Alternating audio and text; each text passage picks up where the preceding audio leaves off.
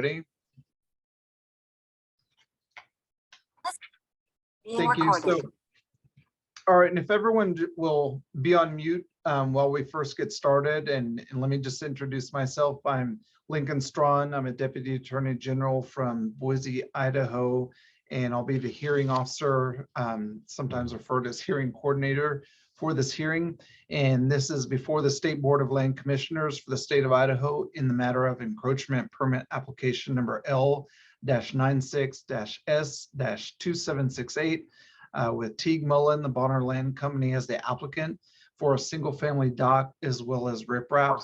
This is case number PH-2022-NAV-20-003. And so the way this will work is that we'll hear testimony. And again, if you're not speaking yet, please put yourself on mute. And I know we may have some feedback if you hear, my voice or someone else's voice coming through the speaker, and then that reverberates back through the hearing audio. So just to make sure everyone can hear okay and everyone can participate, it works better if everyone is on mute when you're not speaking. And the way this will work is that we'll first hear from Teague Mullen, and then we'll hear from the objectors in this case, and then we'll hear from the Idaho Department of Lands and Mike Amer, who was speaking earlier. Now, when you're speaking, if you want to be on video or not want to be on video, it's totally up to you. That's okay. If you want to not be on video while you're not speaking and then turn on video when it's your turn to talk, that's okay as well. Towards the end of the hearing, I'll invite public comments.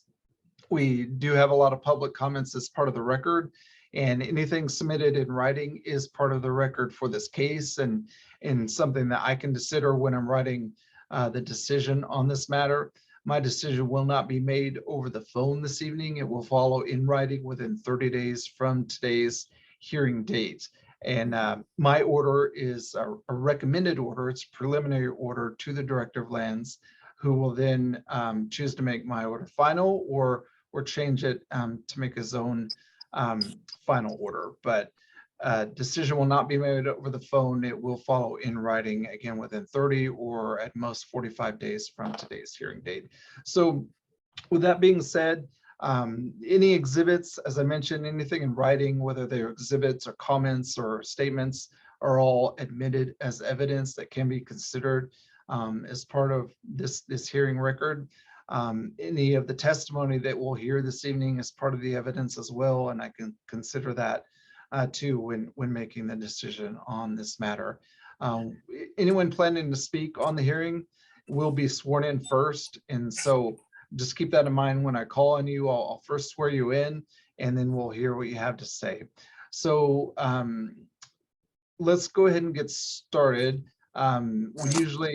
Sometimes we offer opening statements, but a lot of times people elect not to give those, and I think we'll just skip that part now, but we'll give people a chance to make closing statements if they want. So let's first hear from the applicant. Teague Mullen, are you on the line? I thought I saw you earlier and you just had your yes, I'm on the line. All right. Do you swear to tell the truth, the whole truth, and nothing but the truth this evening? I do. All right, thank you. And so you don't really have to say anything in particular here, but I first want to give you a chance to say anything that you want to say. We do have your application on record. It was given notice to neighbors of the property that you wanted to build the single family dock on, and so there were some objectors, and that's why we're here this evening as a contested case to either approve or deny that application for the single family dock. So now is your chance to say anything that you want to say regarding that dock. But again, there's nothing in particular that you have to say. Sure. Well, thank you all for being here, and nice to meet you all. I appreciate, all the concerns and everything that happens in someone's neighborhood and their backyards, and the big surprise of, something going on a neighboring property. We purchased this property probably a year and a half ago, and kind of looked at it and kind of saw that the majority of it's wetlands, and there's not a whole lot that can be done with this property. But then, started conversation with Justin at the Department of Lands, and after investigating the property and understanding that the shoreline itself has been eroding for a number of years and hasn't been upkept because of all the wave activity that we're losing a huge amount of shoreline. And we're just looking to maintain what's actually there and to stop further erosion. I know there's comments of wetlands feeding into the lake, and I think Mike went and looked at the property and saw that there was no drainage that was actually happening on this property. And if somebody knows something else that we've overseen, feel free to tell us. But the majority of the reason that we're doing this is to stabilize the uplands that there is shoreline there that is not probably designated as wetlands. We haven't had it delineated, but we don't know that for sure. But just to mitigate the current erosion that's going into the river. And then that being said, in order to do that, the only access that we have to this property and to that spot is through a dock. So we have the frontage that allows us to have a dock. So we figured that it would be prudent for us, being the property owner, to get a dock, be able to access that portion of the property, and be able to figure out what could or could not be done with that property. At this time, I really feel that it's just taking the avenues of what can be done with a piece of property that is in a unique situation, and exploring what can be done with it. Other than that, it's pretty straightforward. I mean, we have no intentions of developing or trying to fill wetlands or do anything of that sort. It's just more of a what can be done with this property. All right, thank you, Mr. Mullen. And I'll note that the issue under the hearing is whether the single-family dock and the riprap meet the rule criteria for approval. And I know a lot of the objections and comments, there's a concern of development in general. And if anyone had a chance to read the statement from the Idaho Department of Lands, we'll hear from them later. But one of their points is they control the dock and the riprap, but they don't control development of the other land. And so if I heard you correctly, Mr. Mullen, is right now you have no plans to develop that land, but you said that the shoreline is eroding, and that installing riprap would help stall that erosion and maintain the shoreline. And then the only way to really explore that property is with a dock, but you don't really know what you're going to do with the property yet. And from what you said, I take it first you would have to build that dock and kind of explore and before you decide what, if anything, can be done with the property. Is that an accurate summary? Yeah, that is correct. The main thing is not to lose any more shoreline into the lake. And as everyone knows, that there's a lot of traffic on the river, and it's a problem going all the way down the river. So I don't think it's anything new that anyone hasn't heard. Okay, and I'll give you a chance to comment real quick. I don't know if you got a chance to read the hearing statement from Idaho Department of Lands, but when they did their inspection, it was a lot of snow and so forth, and they requested in their statement that the riprap would not block any flow or channel from the upland wetland draining into the main river channel. And if there is a flow present, then IDEA would recommend the installation of a culvert or a similar structure to keep the movement of the water active and fluid. Is that something that you would be open to doing? Do you have any thoughts on that? Oh, absolutely. I mean, if there's any kind of flowage that goes into the the lake from that wetlands. We want to keep it open and we don't want to block it.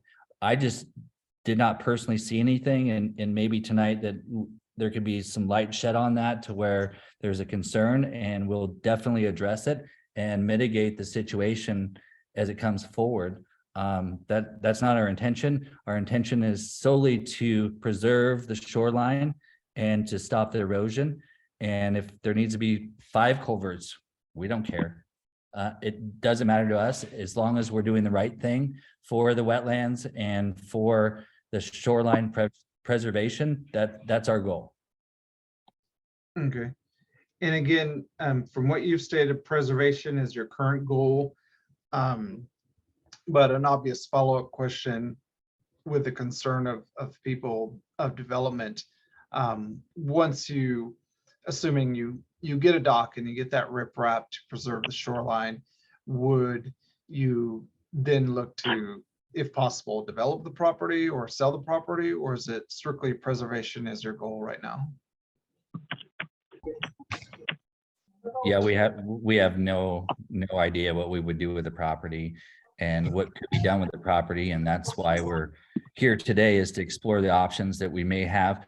But to be honest with you, there's not a whole lot of options as far as developing in the wetlands without buying wetlands credits and billing, and to be cost prohibitive for us to do that. And that's not our goal or intention.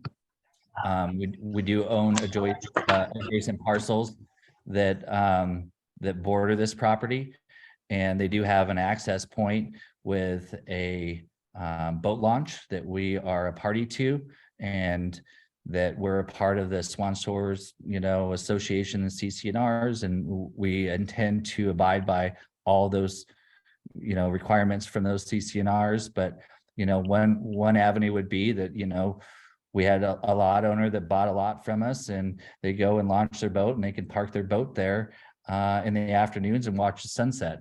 Just like many of the people commented on, it's a great spot. So I think it could be an amenity maybe for some of the, the properties that we own that are upland that are buildable.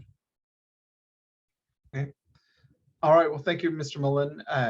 And was there anything else you would like to say at this time? I'll give you a chance later on in the hearing to say anything else to respond of what may be said by an objector or a commenter. So I'll give you a chance to do that later. But for now, is there anything else you would like to say at this time? No, I think that's it. Thanks. All right. Well, thank you. All right. Well, let's hear from our objectors, and we'll start with Shelby and Scott Fletcher. Are you on the line? This is Scott Fletcher. I'm here. Can you hear me? I can hear you. And then I also see Shelby Fletcher on the line. So you're both welcome to speak. But Scott, we heard from you first, so I'll give you a chance to go first. Do you swear to tell the truth, the whole truth, and nothing but the truth today? I do. Thank you. All right. So we did receive your objection. It's in the record. But now is your chance to amplify anything that you want to regarding the objection via testimony. So why are you objecting to this proposed riprap and single family dock? Thank you all for your time. Happy holidays. My name is Scott Fletcher. My wife and I are literal neighbors of the wetlands. Living next to these wetlands, we have direct experience with the migration of wildlife moving between the river and the inland lake named Muskrat Lake. This particular piece of wetlands is the connector between these two bodies of water. It hosts hundreds of animals daily, including deer, otter, beaver, moose, mountain lion. In truth, too many species to attempt to name. To riprap the entirety of these wetlands would ensure the death of thousands of animals reliant on river access. If you haven't seen the videos of deer and moose breaking legs while navigating riprap, I'd advise you not to. This is a nationally recognized wetlands. Okay. The entirety of this property is wetlands, mapped as part of the National Wetlands Inventory overseen by the U.S. Fish and Wildlife Service. This is a vibrant wildlife corridor. They are certified by the U.S. Fish and Wildlife Service as PEM1F, standing for polystrine emergent. The number one signifies I just want to hear species, and the F categorizes the area as semi-permanently flooded. What? The application in question says it plans to excavate a trench and place dirt upland or further into the wetlands. Sources I spoke with estimate the amount of material being moved into the wetlands at 5,250 cubic feet of material. Also salient to this conversation is the fact that Gypsy Bay is arguably the #1 spot on Pond Array for water skiers. Scores of water skiers come to the bay daily because the water ski slalom course is here. Last May, my wife and I had to meet with county officials because skiers were getting within 6 feet of our 38-foot dock. The county officials watched our videos, did their due diligence, and ultimately installed a buoy off our dock to discourage skier contact. If our 38-foot dock is an issue with skiers, then adding an 85-foot dock next door would certainly invite tragedy. Given these concerns, I can't see how excavating a nationally recognized wetland and adding an overlong dock to an area crowded with skier traffic is in the best interests of anyone. I, like many, find this application troubling. I would ask that it be denied in its entirety. Thank you all for your time. All right, thank you, Mr. Fletcher. Ms. Shelby Fletcher, did you want to add anything to what Scott said? Yes, I would like to. Thank you. So one of my biggest concerns is that we're even having this hearing due to the inaccuracies on the application.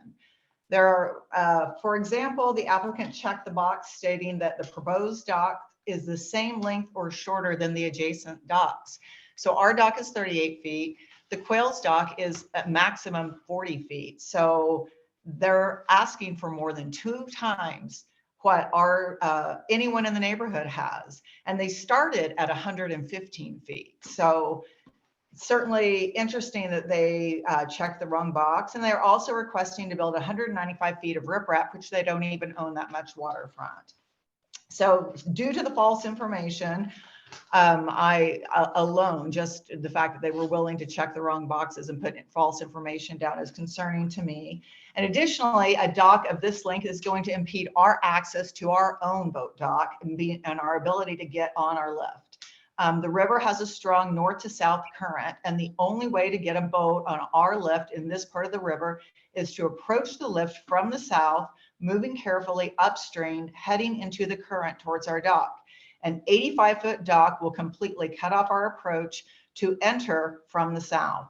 And due to the strong north to south current, our lift must face north to south and be approached only from the south.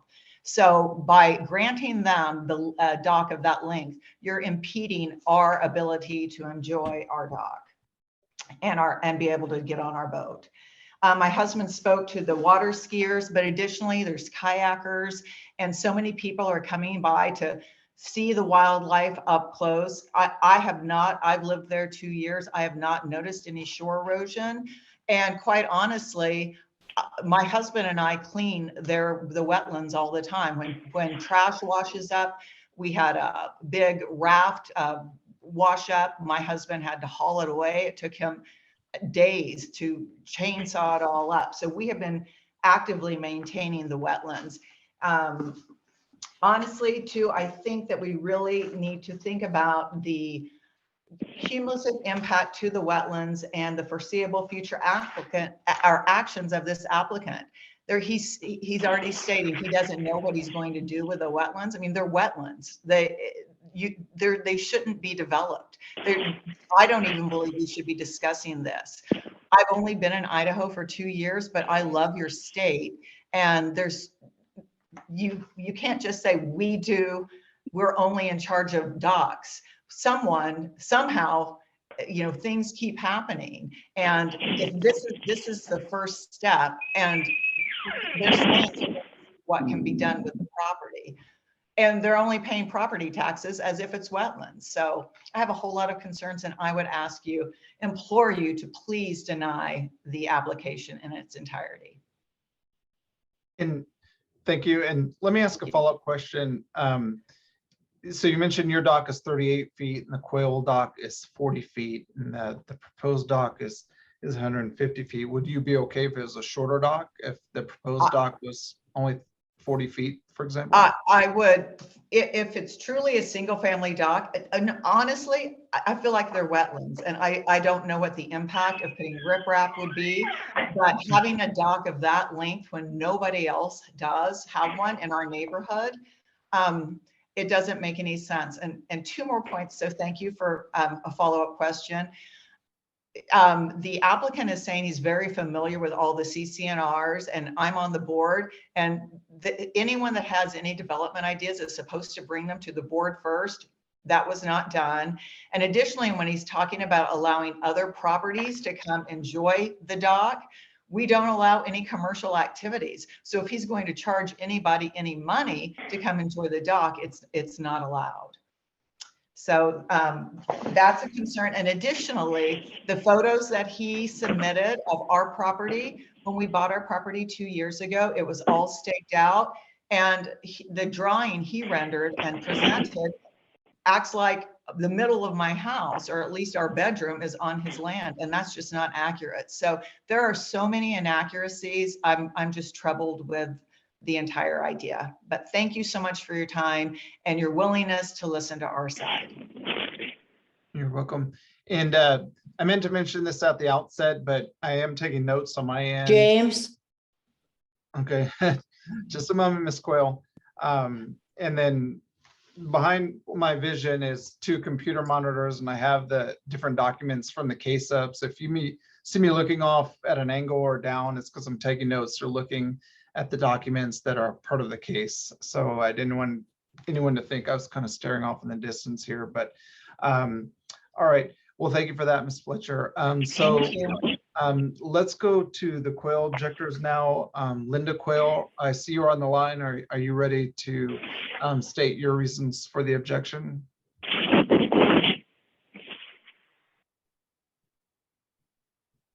Ms. Quayle, are you there?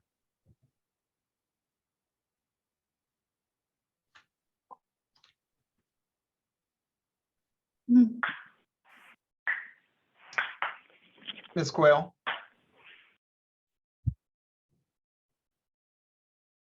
All right, well, let's come back to Ms. Quayle. Do we have Shannon and Andrew Meyer on the line?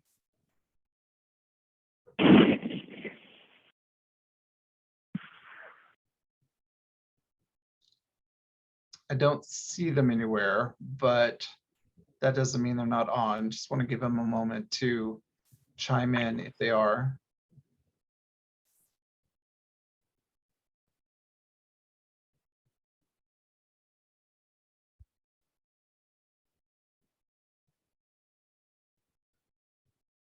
Okay, I don't see them anywhere. Ms. Quayle, let's go back to you. I see that you are on the Zoom call, but I'm not hearing anything from you. But this is your time to state your objection if you want to.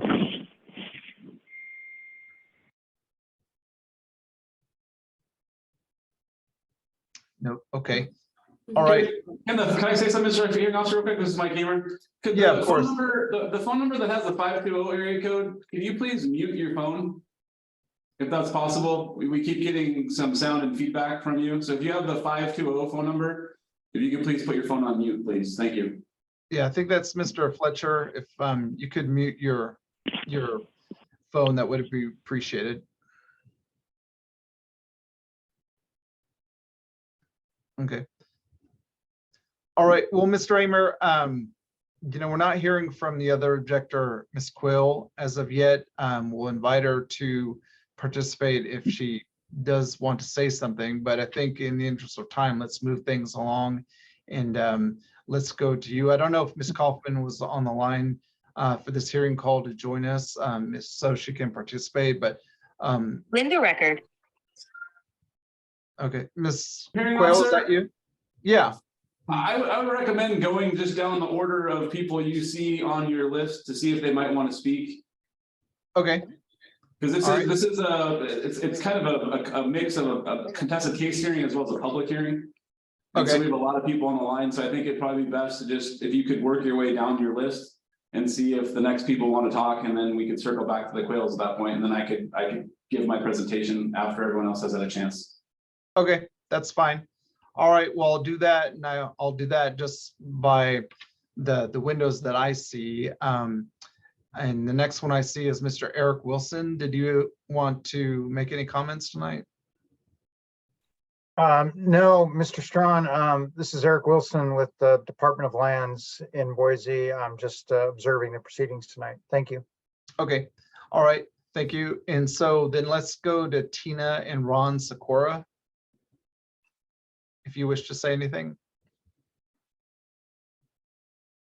Yes, we do. Our Do you swear to objection- tell that, just a moment, do you swear to tell the truth, the whole truth, and nothing but the truth tonight? Yes, we do. All right, thank you. And on that basis, I have a slight correction to our written comments. Okay.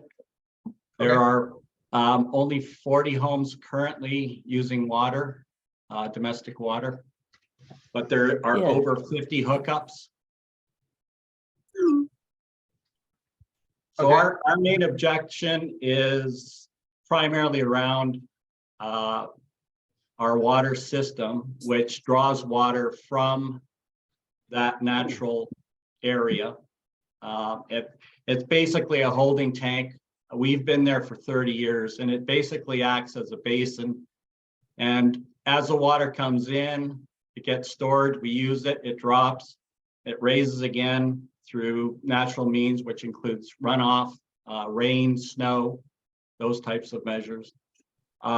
That particular area of wetlands has been there since, we've been in there and observed, I guess, over time, no change really to in terms of its area, its scope, and erosion. And that natural dike that's there basically is managed and monitored by the wildlife. Primarily the beavers keep that in place.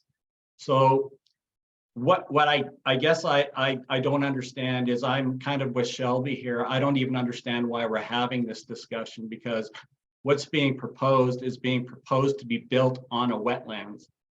And that wetlands, once you start to change the dynamic of the system that's in place, that's been in place for at least, probably longer than I can remember, but over 30 years, we have never had issues with our well water. But we are aware that it is an active system.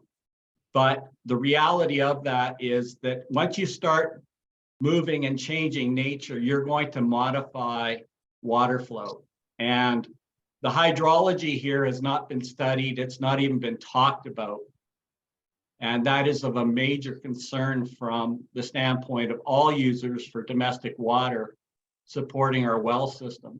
So I guess I'm really kind of at odds from the standpoint of why this would even be considered, because that particular system is so integral to the state of that area from the standpoint of its well-being for domestic water supply. To even think to modify it, to change it, is just beyond me. So I can't imagine any neighbor or any party that was actually living there willing to take that risk. And again, having been there for 30 years, it has not, that particular area has not eroded. It's been maintained actually by, like I say, the beavers largely. Furthermore, I've walked through between the Fletcher's home and the Quayle's home during the summer, and you cannot walk in between those two properties through those wetlands without totally getting your shoes totally wet and muddy. The water does flow back and forth, so that really kind of baffles me that you don't think that there's any water flow. My question to the proposers is, so if you build a dock and you put it into these wetlands, how exactly are you going to get there? Like, you're going to have to stomp through the mud and the water to get to your dock. There is no solid ground over there that you're going to be able to get to the dock from your wetlands.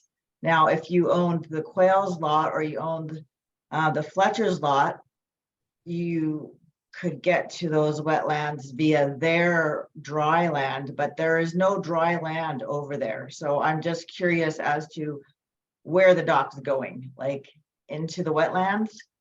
Just a question. And I guess finally, I've asked our daughter to participate, who is actually, she has a technical background. I don't have a technical background in water or hydrology. I'm more a petroleum guy. So, but I've asked her to join us, and her expertise is environmental engineering. In fact, she has a master's degree, and she largely studied areas like this for her thesis. And she has raised a number of concerns from the standpoint of just that whole ecology and how this will impact it. And I would like her at some point to be able to offer up some points and questions, given her expertise. She has well, again, I'll let you give her background, but I think that what we're ignoring here is largely the hydrology and the risk to that whole area from the standpoint of what it supports. And again, I come back to the fact that we know it works. It's been there for at least 4 years thereabouts, in support of working wells and in support of a domestic water supply for that region. So again, you know, those are our thoughts, but I would like to defer to her and her expertise at some point. All right, well, we can hear from her now. Not sure of her name, if she's It's on. Amy Sikora, and she's in attendance. Okay. Ms. Amy Sikora, do you swear to tell the truth, the whole truth, and nothing but the truth this evening? And we can't quite hear you. I can see you okay, but I don't know if you're muted or.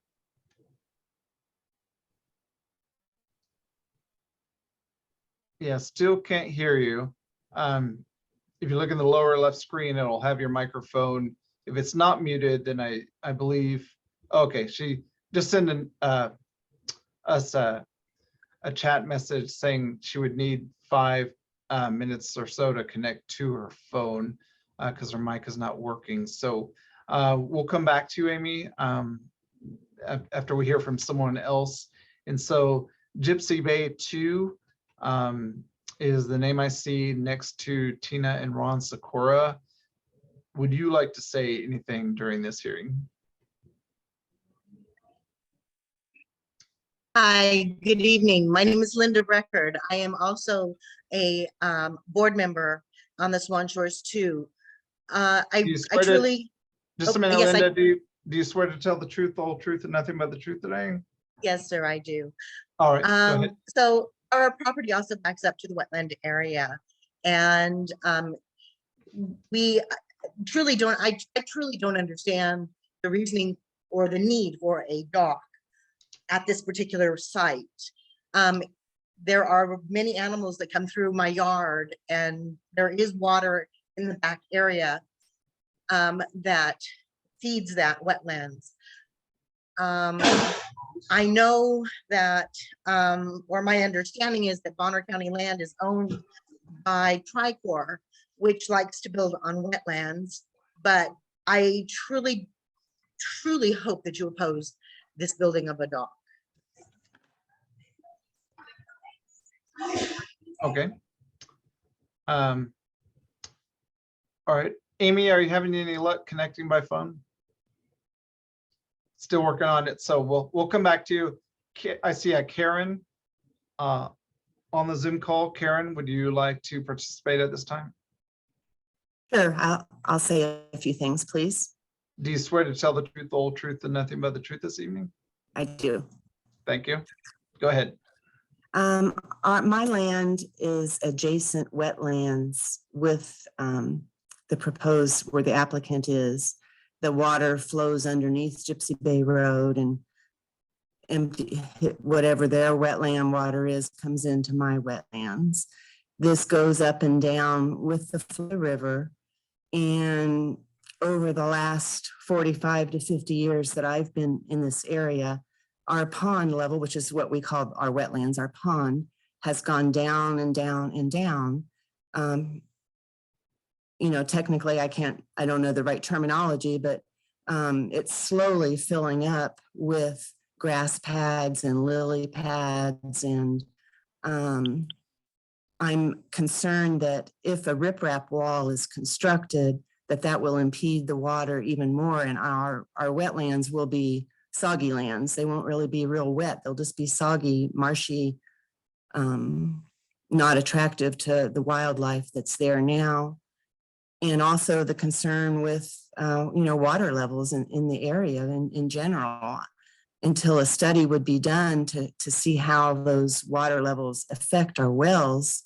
You know, Swan Shores has wells, Gypsy Bay HOA has a well, I have my own personal well. I would be very concerned about all of that. I just feel like there's a dock. Yeah, sure, anybody who has, you know, waterfront property would love to have a dock, but the applicant bought this property knowing it was wetlands. And I think everybody in agreement at this meeting anyway, whether it's a correct assumption, is that wetlands are wetlands and they're not to be built on and not to be developed. So I would ask that you deny his application for both the dock and a riprap wall. Okay. All right. Thank you, Karen. All right, Amy, I see you've called us on a phone line. So if you're able to participate, we can give you a chance now. Okay, let's give that a go. Can you All guys right, hear me? we can hear you just fine. Thank you. Perfect. Thank you for the opportunity to speak on this matter. Do you swear to tell the truth, the whole truth, and nothing but the truth this evening? I do, yes. Thank you. Thank you. Our biggest concern, and it's been brought up by the other individuals who have spoken on this matter, is the hydrology. And it's more of a, at what cost are we willing to accept assuming a risk when we don't know what the hydraulic impact will be for the site, just given the unknowns that are involved with the site hydrology and the number of homes that it would impact and the community itself, and what that cost would be both financially and ecologically to the area. One of the questions I had was, are there additional permits required that are being put forth for this project? Just because it is in the jurisdiction of the U.S. Army Corps, if a permit for them is also in the works, and if they're aware of the development project, and then also the Idaho Department of Environmental Quality, and then also Water Resources as well, because it's more in their jurisdiction to make the decisions based off of impacts to wetlands. Right, and so you know, later we'll hear from Department of Lands, and they've kind of addressed that question in their hearing statement, which you may not have had a chance to see yet. But to answer your question is yes, is that any required permits that would have to go through the Army Corps of Engineers or any other agency would have to be permitted. And so for this hearing, the only authority that we have is on that riprap and dock, not on any of the wetland property, and that would have to comply with CCNRs and any other agencies that would control any potential development. Okay, thank you. You're welcome. Is there anything else you would like to say? Nope, that is everything. All right, well, thank you. All right, Cindy Thomas, would you like to say anything during this hearing? And it's, yeah, you're off mute now. Do you swear to tell the truth, the whole truth, and yeah, thank you. Raising your hand, thank you. All right, I do. Go ahead. So I'm lot number 14. I don't know why I wasn't given a notice in this process. I did find out through the neighborhood, but my property borders the wetlands also. So you could look at that. Anyway, I agree with what all of the neighbors have said. I don't think this is in keeping with the character of the neighborhood or the nature, or I do not see how anyone could allow riprap or a dock to be built on wetlands. So I don't have anything other than that to say. I object to it, and I'm lot number 14, and I think it takes away from the character of our property. We're right there on the wetlands. There's tons of wildlife that visit our neighborhood, and we live harmoniously with them. I think this would take that away from those animals and birds, etc. All right, thank you, Ms. Thomas. All right, next on our screen is Dalkey. I don't know if I'm saying that correctly. Forgive me if I'm not. D-A-L-K-E. Good job. Thank you. Yeah. And do you swear to tell the truth, the whole truth, and nothing but the truth this evening? Yes, I do. All right, thank you.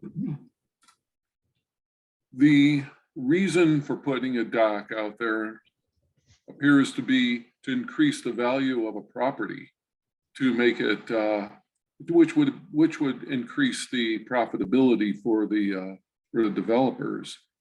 It really, trying to stop the erosion is, as a primary purpose, I find to be it's not true. It's trying to make money out of it, and let's just fess up to that. The water systems depend on clear water. We water now and in the future. We feel we are challenged by that with growth, and so part of our concern is that our water source now and in the future remains stable, if not improved. That's all I have to say. All right, thank you. And looks like you have someone there with you. Would they like to say something as well? Yes, I'm Yvonne Dalkey. Thank you.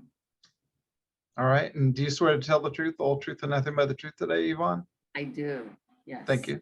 Yes. I just want to object to this, to the riprap and the dock. I don't see any benefit going into a wetland. I think it's going to definitely hinder, it could hinder our water supply. And that's very delicate. We have a lot of homes on it. And so, I object to it. Okay, thank you. All right, moving next to the screen, Arlen.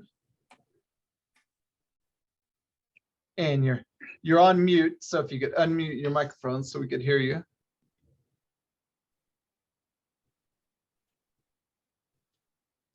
And it still shows you're on mute. I don't know if you're able to click the button in the lower left screen that would turn your microphone on. There it is. Now Okay. we can hear you fine. Okay, thank you. Arlene Howell, Swan Shores 1. All right, And Ms. we- Howell, do you swear to tell the truth, the whole truth, and nothing but the truth this evening? Yes, I do. Thank you. I've been a resident of Swan Shores 1 for over 30 years also.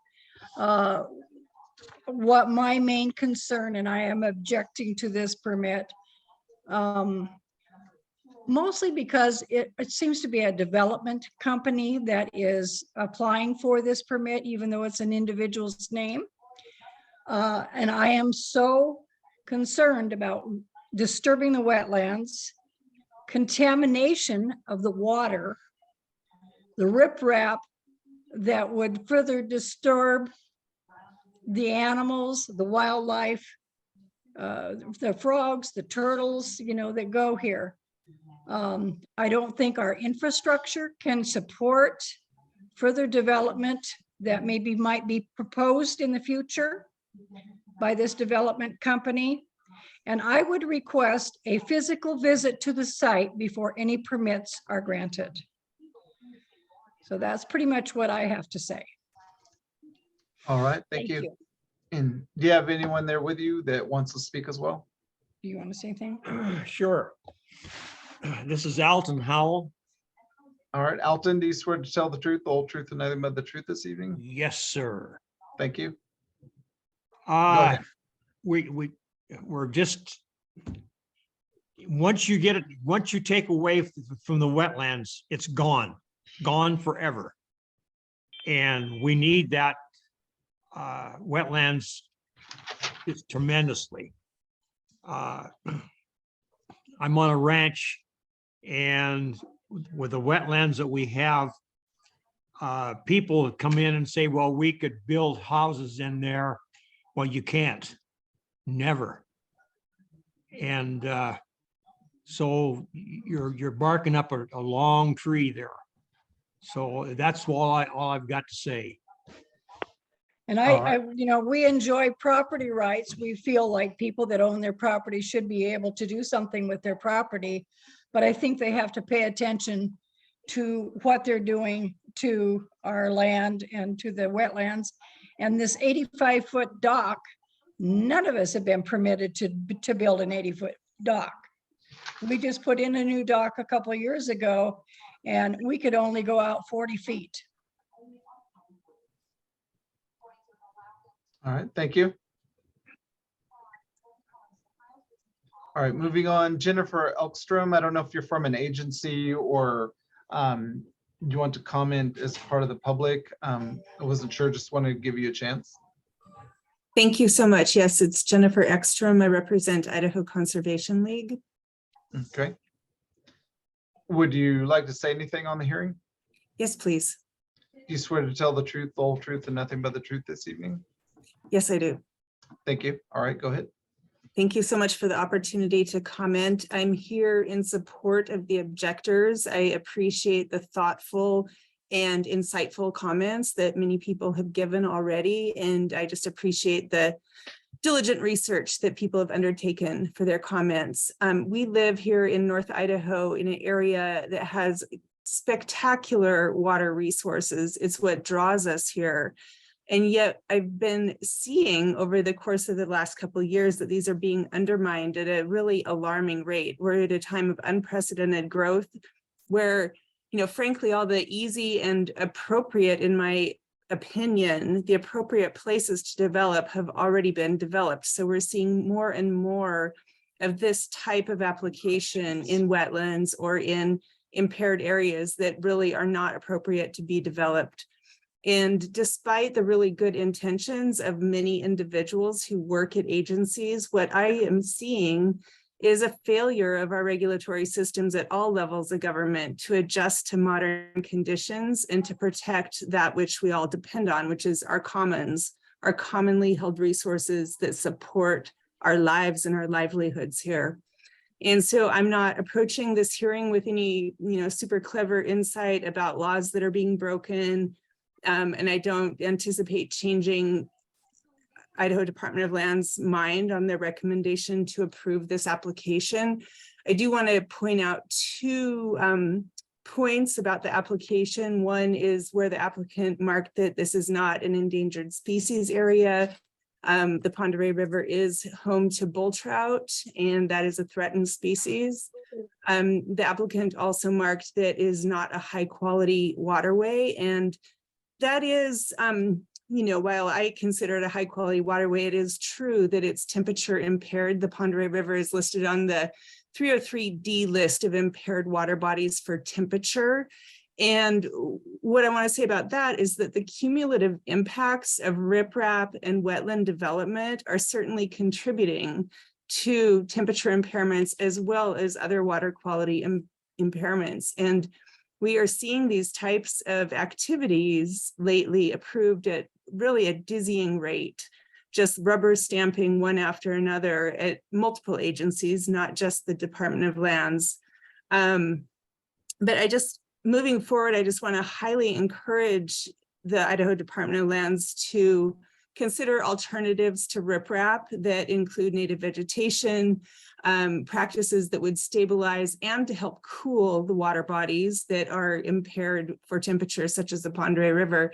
And I do want to give a huge shout out and thank you to Mike Ammer at Department of Lands for recent conversations that we've had.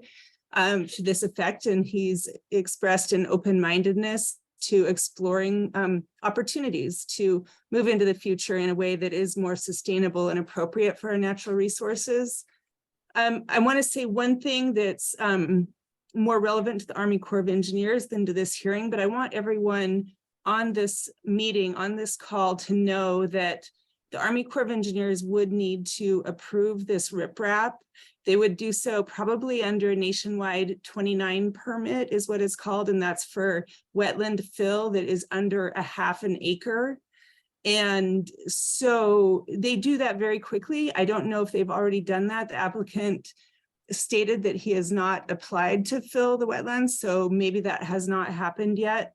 But we do need to keep track of that. And while it's public information, those nationwide 29 permits are public information. They're not typically publicly available unless you submit a Freedom of Information Act request asking for them.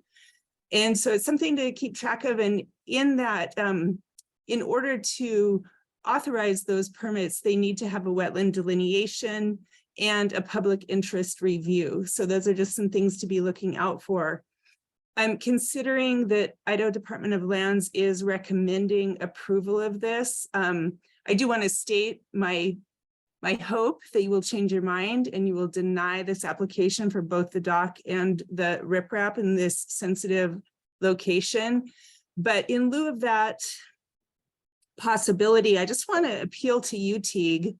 You know, as a developer, I know that you're involved in multiple projects that are in these areas I've described in our water systems that are not the best places to develop. They're wetlands, they're on already compromised water bodies, they're in really sensitive areas. And, you know, you say you don't have an intention to fill this wetland, and I sincerely hope that that's true and that you don't proceed to fill in that wetland. But just, you know, please, as you move forward as a developer in this community, give thought to the future of our community and how you want to see it, you know, 50 years from now. So thanks for your time, everyone. Appreciate it. And that's all I have. All right, thank you, Ms. Elkstrom.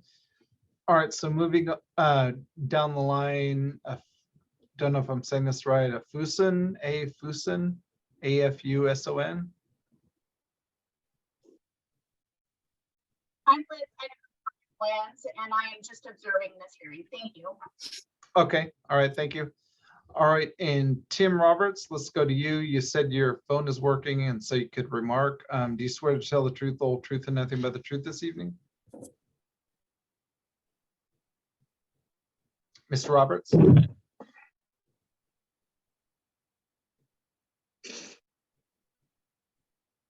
Are you there, Mr. Roberts?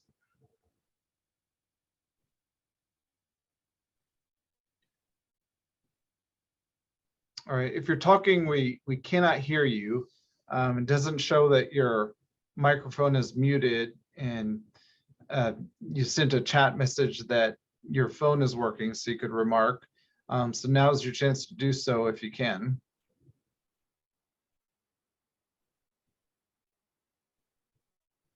Okay, and I see the message that you're talking on the phone, but we cannot hear you. So it looks like the connection is not good. So if there's something else you can try, your participation is welcome, but we just cannot hear you right now. So I see that you can hear me, but we cannot hear you.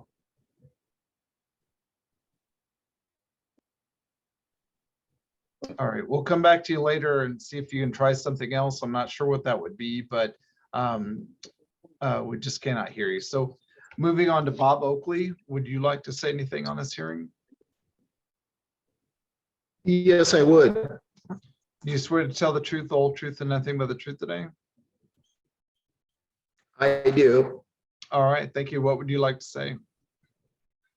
Just that in the 30 years that we've been here, everybody else pretty much hit the nail on the head with the water. I'm concerned about the water system, but in the 30 years that we've been here, I was under the impression that the wetlands were part of the homeowners association, and they were designated that when we bought the property. So has anybody really looked into the fact that supposedly they own the wetlands?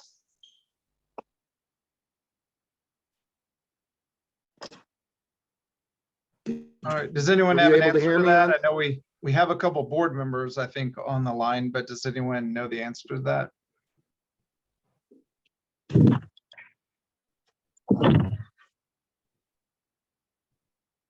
Okay, not hearing anything, but we'll keep that as an open question, Mr. Oakley. Is there anything else you would like to say? I mean, I could mention something, you know, it was a part of a package property that we bought that was included in the purchase of the properties. I think we purchased, you know, 7 lots, and that was a part of it. So that's all I know. I have no idea the history of it, but it was a part of the purchase and that we did probably a year and a half ago. So.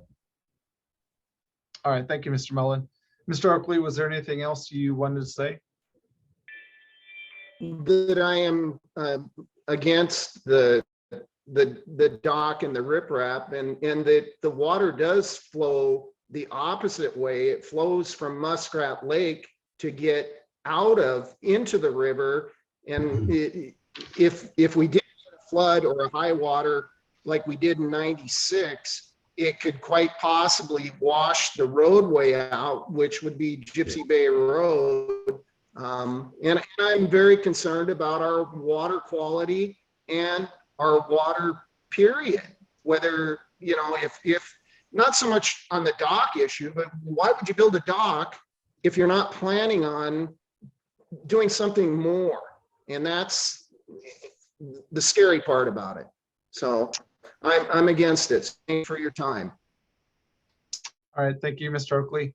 Moving on to Rachel King. Did you want to say anything on this hearing? No, thank you. I'm with the Idaho Department of Lands and I'm just observing. All right, thank you. And I see Jen Barker is next, also from the Department of Lands. Are you just observing? Yes, I'm just observing. Thank you. All right, thank you. And next name is Davis. Is there a Davis on the line who would like to comment? I would like to comment. Okay. And what is your name? My name is Linda Quayle. Okay, yeah, we tried you earlier. I'm glad you called back. So yes, Ms. Quayle, do you swear to tell the truth, the whole truth, and nothing but the truth this evening? Absolutely. All right, go ahead. My husband and I are writing to reiterate our statement objections to the Bonner Land Company's insane proposal to build an 85-foot dock extending out into Lake Pend Oreille and then haul in God knows how many tons of riprap. It's one word in Webster's to build a 190-foot wall along the shoreline of the wetlands, called the Great Wall of Trouble. The wetlands sustains an admonishing variety of wildlife: beavers, otters, deer, moose, fish, including the endangered bull trout, herons, turtles, frogs, weasels, fox, as many other living things. The riprap would not only contribute to further and faster erosion of the shoreline, but would radically undermine the purpose of the wetlands to preserve sanctuaries of habitation for wildlife in the increasingly pitiless world. Of course, Bonner County Land Company is not a philanthropy society, but since so many things about its proposed project remains unclear, we do feel that Bonner Land Company needs to answer some very simple and very obvious questions. What is the purpose of the 80-foot 5 dock? Since there are no restaurants, bars, or souvenir shops or restaurants, who is going to use this dock? Do you expect people to just boat out there and do nothing? What's the attraction? And supposing there are enough fools who may have nothing better to do, And how are you going to manage them once they get to the shore? Where are they going to go? What are they going to do? It'd be like a bunch of strangers milling around waiting for Godot. Do we need to remind Bonner Land Company that Swan Shores 2 is a residential suburb, which is based on the principles of civility and mutual respect for each other's personal privacy? Plus, the fantastic length of the dock strongly suggests that at some point in the future, Bonner Land Company intends to use it as a marina or for some other outrageous purpose, which would require building catwalks or boardwalks or some other primitive forms of conveyance to facilitate access to it. In a nut, what kind of cheap hustle is Bonner Land Company trying to sneak over on us? Why is it so reluctant to state its ultimate intention? On another front, Bonner Land Company has already committed 2 tendentious mistakes on its application. The application claims that the proposed dock length is the same or shorter than the 2 adjacent docks. This is a bald-faced lie. Its dock is closer to 3 times longer than either our dock or the Fletchers. They then go on to claim that their project is not within the mapped FEMA flood zone. This is another whopper. The proposed project is located well within the FEMA flood hazard zone. See Amy Anderson's November 30th letter to the Idaho Department of Lands for more detailed information.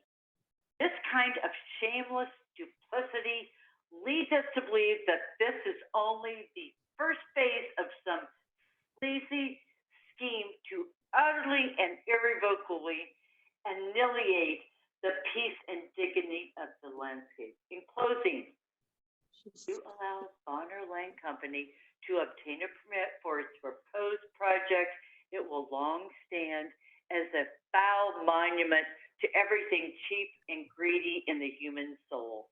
Sincerely, Chris and Linda Quayle. All right, thank you, Ms. Quayle. And I see a Chris Quayle on the line as well. Would you like to say anything? No, he's not available right now. Thank you. All right, you're welcome. All right, and then I had called a Davis earlier. So I don't know if it's Mr. or Mrs. Davis or what the name is, but would you like to speak if you're on the line under the name Davis? Sure. All right, do you swear to tell the truth, the whole truth, and nothing but the truth this evening? I do. All right, what would you like to say? I would like to say we don't back particularly into the wetlands, but we observe it on a regular basis. So the project wouldn't necessarily directly affect us from a view stance. From basically my motives aren't, I don't want, someone looking down on my house. I don't want this getting developed. We drive by it daily, so I just kind of wanted to confirm what everyone else says, that the wildlife who uses the area, the water flow, we observe it, we watch it. It's a little insulting that Teague would claim they need an 80-foot dock to see what's going on with the shore, because we don't even live near there, and you can see it. So the intentions are not what he is stating. I have 4 kids here, and since we've moved in, we know that the wetlands area is what feeds our water supply. And it's already at a state in summers where we're at, we run out of water every night as it is. I know there's already issues with the supply. So it's kind of scary to me, having children here, having family here. We're year-round residents, and I I just kind of really wanted to emphasize the effect on the people around here and our drinking water, our bathing water. We watch cranes going into the wetlands. We watch all that. We've watched the deer and the moose and everything slowly moving away as stuff is developed, and the only places we still see it is in the wetlands. So I kind of just wanted to give what we've seen, what we've observed, and our fears also. That's it. Thank you. All right, thank you, Mr. Davis. There's an N Sakura on the line. I don't know if you're with Tina and Ron or. Yeah, no, I'm here. Okay, and do you swear to tell the truth, the whole truth, and nothing but the truth this evening? I do, yes. All right, what is your first name, Mr. Sakura? Nathan. Nathan, all right. What would you like to say? So I grew up at Swan Shores 1, and my friends and I, we actually used to play in the wetland where the applicant is proposing the dock. And to say that there's no water flow, in that area is false.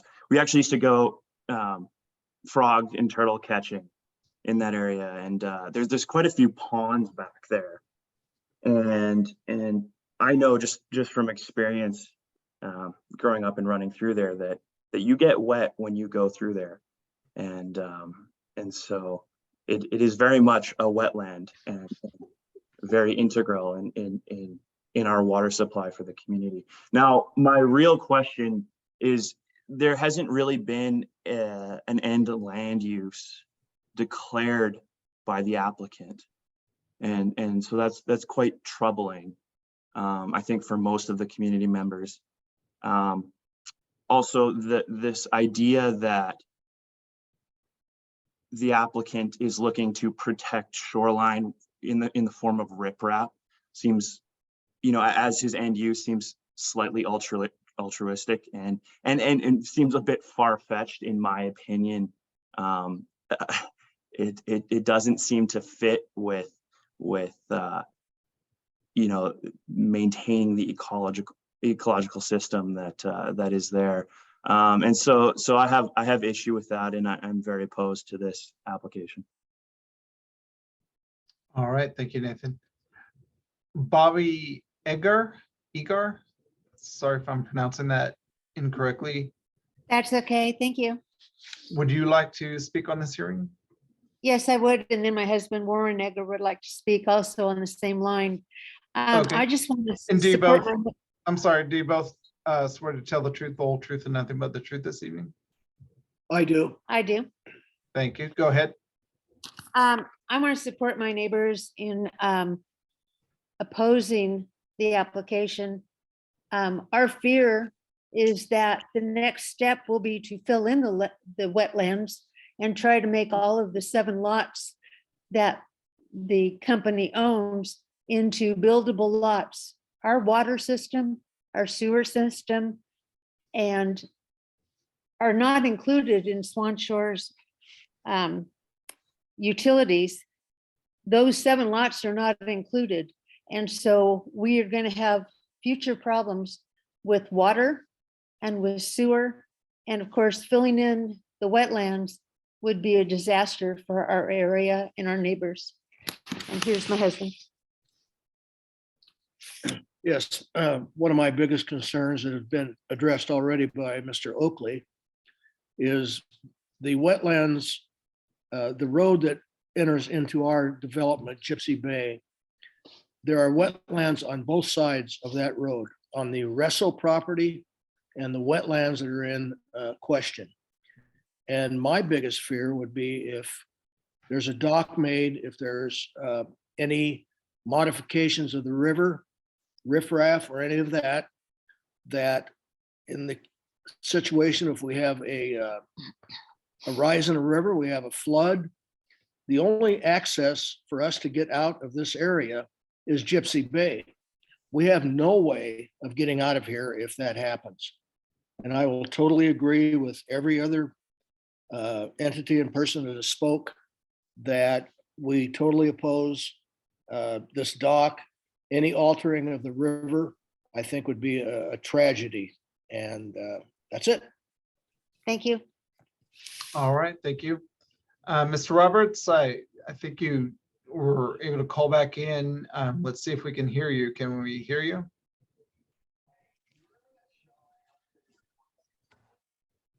Mr. Roberts, are you there? All right, still can't hear you, but I'll note a few questions that you posted by chat, and that is, what are the long-range plans of the developer? Is it profit by expansionism? Is this an incremental move to make a larger expansion of the land investment? So we'll give Mr. Mullen a chance to answer those questions when we come back to him, but let's just table that for now. So I see one more line, and it's a phone number 208-304-1071. Do you care to comment on the hearing?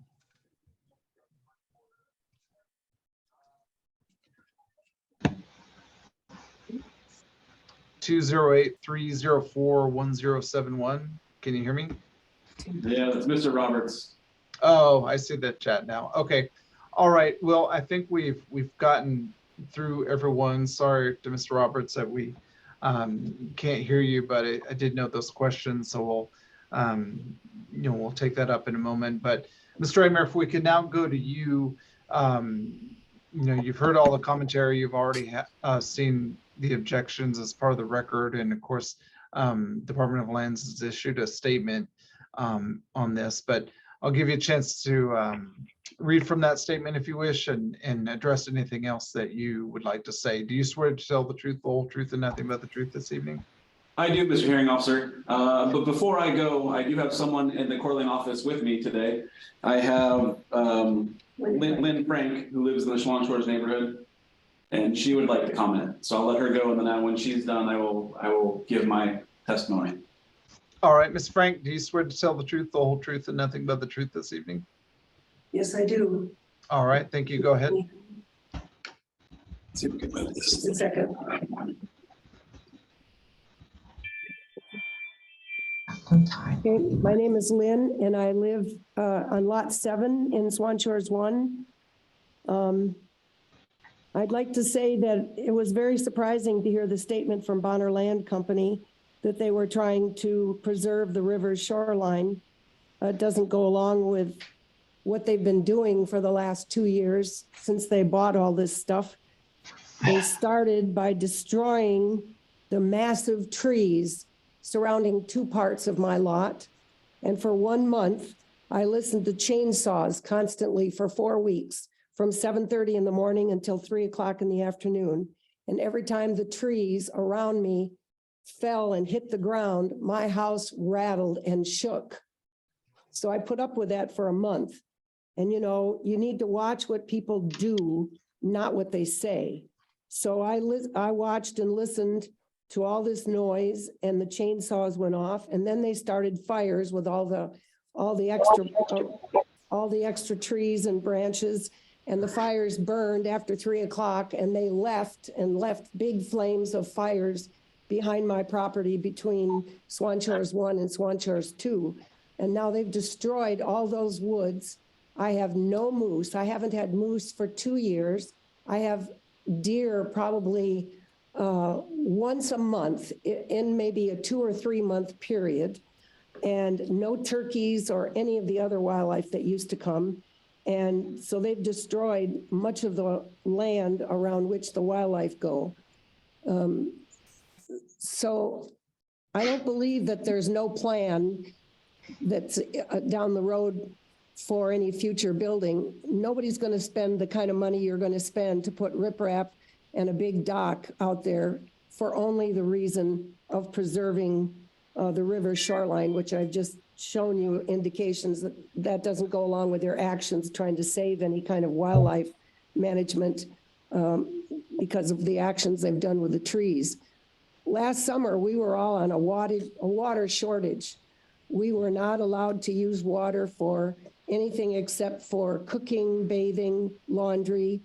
I couldn't wash my car. I couldn't use any of my water for any kind of, none of us that were on the inside loop part of the road could use water for our lands, our grounds. So all the people that have green grasses and can have flowers and gardens that are on the water area, they all get their water through piping up from the little area that comes in, flows in only in the summers from the river.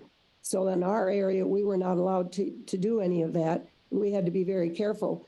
We put calcium chloride on our road, and normally the purpose of calcium chloride is to keep the dust down through summer rains.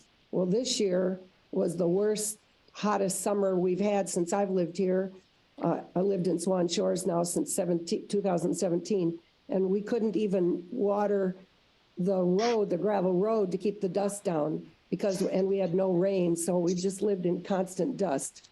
And that's not the fault of Bonner Land, but that's to show you that we are really limited with our water. And so it's the other changes that they plan to do will impede our water system, as other people have already indicated. So I oppose this project to go along with the other people that oppose it. Thank you. All right, thank you. All right, Mr. Amer, would you like to give Ideal's position now? And I believe I already asked you, but I'll ask you again. Do you swear to tell the truth, the whole truth, and nothing but the truth this evening? Yes, I do, Mr. Hearing Officer. All right, thank you.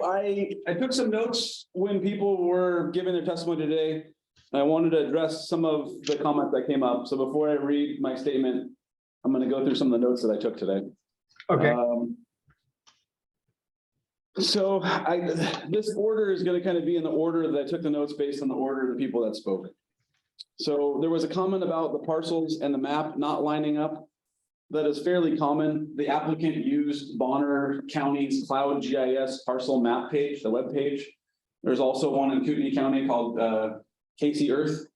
And it's pretty well known from us that those lines are not the Bible. The lines kind of shift depending upon the location. In some location, those lines are spot on. Other locations, the lines cut through houses. So we don't just rely on those only. It's kind of more of a visual aspect, but that's where that came from.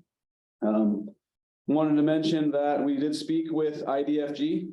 IDFG is Idaho Fish and Game. Idaho Fish and Game was notified of this project, and they submitted a no comment for this project. As far as the skier course that is on this area, the Fletcher Dock is located more on the main river channel in the curve. It's located much closer to the skier course than the wetland project. That is due to the curvature of the shoreline. The shoreline takes a big curve to the south. The Fletchers also mentioned the dock, and if the dock was installed, they would not be able to use their dock. The proposed dock would be located 285 feet away from the Fletcher dock. And that is, my opinion, that's ample room to be able to pull into a boat dock or a boat slip. 10 feet is the required distance between the dock and the property line. And so you do have some situations in some lakes where both neighbors only provided the 10 foot to that littoral line. And so you have 20 feet between docks. 20 feet between docks would be legal and would meet our rules and regulations. This would be 285 feet. The other docks in this area, primarily the Fletcher dock and the Quail dock, based on the site inspection that I did, I believe that the Quail shoreline and the Fletcher shoreline is much more steep than the wetland property. So that would just mean that you could get to a deeper depth without having to go farther out into the river. The more shallow your property is, in order to get out to depth, you would need to go out farther. If it was really steep, you wouldn't need to go out as far. Development, if there's any development within the wetland, that would need to be approved by Bonner County and likely Army Corps of Engineers. We do not have any regulation or jurisdiction over whether they're going to build in the wetland, put a house in the wetland, or fill the wetland. There's also been comments about why there would be a dock if there was no structures on land or if it was an unbuildable lot. There are numerous docks on non-buildable lots in North Idaho. There's no prerequisite that it has to be a buildable lot or has to have a house on it. As long as you have the frontage, you can have a dock. Down here on Lake Coeur d'Alene, close to an area called Beauty Bay, there are dozens of properties where people just have docks. And seeing it firsthand, they go to the dock and they hang out in the dock and they jump off the dock and they swim on the dock, and it gives them a place to recreate.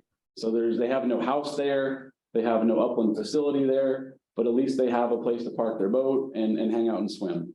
So again, there's no requisite for us in our rule book where we would deny a dock simply because it's a non-buildable lot. Also been a lot of comment about the riprap being in the wetland. It appears to me, based on the application and based on my experience of dealing with thousands of applications with riprap, that the riprap is not going to be on the wetland. It's going to be at the artificial high water mark on the river at that interface between the water and the land. There's been testimony today that there's a berm in place. They're not proposing to riprap the back of the berm. We're only talking about, and I only have jurisdiction, Department of Lands only has jurisdiction over the interface of where the artificial high water mark meets the land in the summertime. So that's where the rock is going to go. That's where the riprap would be proposed for. If they decided to place riprap beyond that shoreline, that would be not part of the permit and that would be a violation.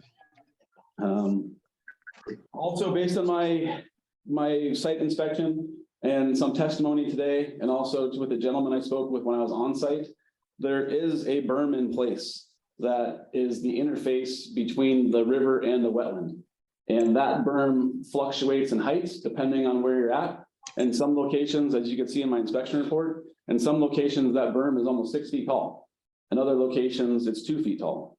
But when we were talking about hydrology and flow, there's been talk about how several people have commented about how there definitely is flow and there definitely is hydrology. I don't know if there was a misstatement or misconception with my statement, but what we're trying to state is that there's no flow from the wetland into the river. I did not observe any channel going from the wetland into the river. Looking at numerous historical aerial imagery that shows this area, both in the summer and in the winter months, there is no flow going from the wetland into the river. So there definitely is water in the wetland. It appears that there's a channel that kind of terminates at a pond or a basin. And that pond or basin appears to be close to the quail property. And talking with a gentleman I saw on site, he indicated that a lot of neighbors believe that the water drains into the earth at that pond area. There's been lots of comments about the wells getting lower. Obviously the wells have been getting lower prior to this project. Seems to be a lot more development out there, a lot more people using the water. I wonder if the lowering of the wells could be in relation to increased use.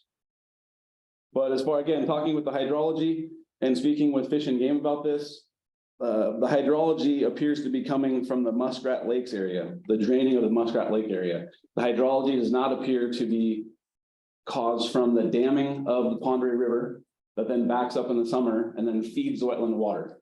And that does not appear to be the case. The Fish and Game does not believe that to be the case. And my site inspection talked about that as well. Just want to point out that we did send the application to IDEQ. It was sent to Department of Environmental Quality. The application was sent to Department of Water Resources, to Fish and Game, to the Army Corps of Engineers, and to Bonner County, as well as some other folks. But there was also a question tonight about if any other of those agencies were aware of this application. Just want to point out that we did send them a copy of the application and we received no comments from those folks. Cindy Thomas was questioning why she wasn't notified. We only notify adjacent littoral owners. We do not notify everybody in the community about a project. We notify the community about the project by putting an advertisement in the paper. But when we do our adjacent neighbor notification, our law requires us to notify the adjacent littoral neighbors. So in this case, we notify the Fletcher and the Quails. Someone did say that it would be nice if we did a site inspection before we permitted it. Just want to point out that I did do a site inspection.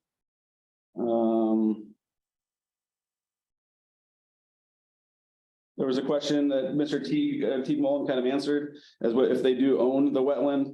The Bonner County does show on the warranty deed that Bonner Land Company owns multiple lots plus that wetland lot. So I would say that that is cleared up with a warranty deed.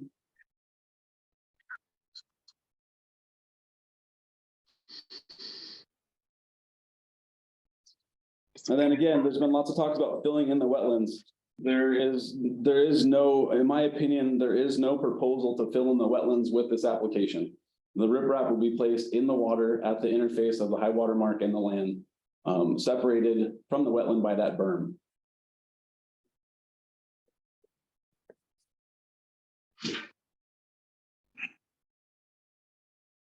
Okay, with that, I'm going to move to my statement, Mr. Hearing Officer. As is customary, I'm not going to read the entire statement. Anyone that would like to read the entire statement, it is on our website. I will be skipping over the section that talks about all the applicable laws that we reviewed, because it's a pretty lengthy section. So please bear with me as I read this. Some of you may have already have it, or you may have it in front of you. I'm just going to read the statement. Good evening. My name is Mike Amer, and I'm the Lands Resource Supervisor for the MICA Supervisory Area Office of Idaho Department of Lands.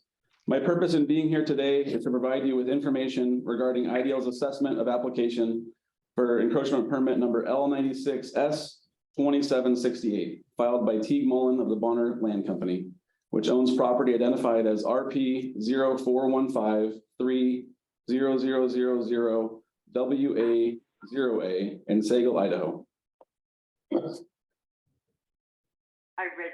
The applicant is seeking an encroachment permit for a single-family dock and riprap located adjacent to a vacant parcel near the Swan Shores neighborhood along the Pond River.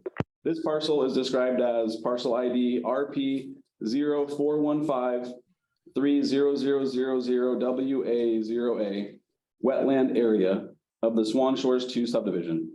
The proposed single-family dock would consist of a 6 by 85 foot pier comprising 510 feet. The riprap would follow the present contour of the shoreline. As far as the timeline, on September 21st of 2022, IDL received an application for a single-family dock and riprap. And that same day, we sent adjacent neighbor notices to Quail Trust and Scott and Shelby Fletcher. We submitted a copy of the application to the applicable federal, state, and local resource agencies. And we contacted the Bonner County Daily Bee newspaper to run advertisements regarding the application. On September 23rd and 30th, 2022, the advertisement for the application ran in the Bonner County Daily Bee. On October 14th, 2022, IDL received a no comment response from Idaho Fish and Game. On the 24th of October, 2022, via email, Shelby Fletcher requested a contested case hearing and dropped off a $75 payment to request the public hearing. On the 24th as well, we received a written objection from the Quail Trust. On the 25th of October, 2022, IDL received an email from Shannon and Andrew Meyer. On October 31st, 2022, IDL corresponded via email with the applicant and deemed the application officially complete on that day, following the applicant's response to several questions and concerns. On November 23rd, 2022, the IDL's director issued a notice of appointment of hearing officer and hearing.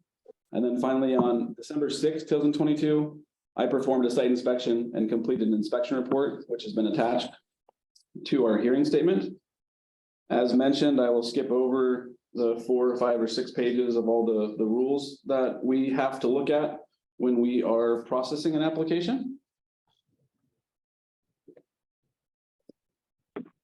And I'll move on to section 3, which is on page 7, which is IDL's analysis of the application's compliance with the LPA and LPA rules. And LPA stands for Lake Protection Act. The applicant owns a vacant property along the Pond River, identified as earlier the parcel number, and also as the wetland area of Swan Shores 2 subdivision. The applicant is seeking an encroachment permit for a single-family dock and riprap. The application type would be considered both a navigational and non-navigational encroachment. The applicant owns approximately 190 feet of water frontage, which is sufficient water frontage for a single-family dock navigational encroachment. IDAPA provides that a single-family dock may not exceed 700 square feet of total surface decking area, waterward of the ordinary or artificial high water mark. Applicant's proposed dock would be 510 square feet in size. The proposed single-family dock would extend outward into the lake 85 feet. The proposed dock is longer than most docks in the area. IDL expressed concerns to the applicant about the 115-foot dock that was originally proposed. IDL worked with the applicant to bring the dock within the line of navigability created by the Fletcher dock to the north and the Quail dock to the south.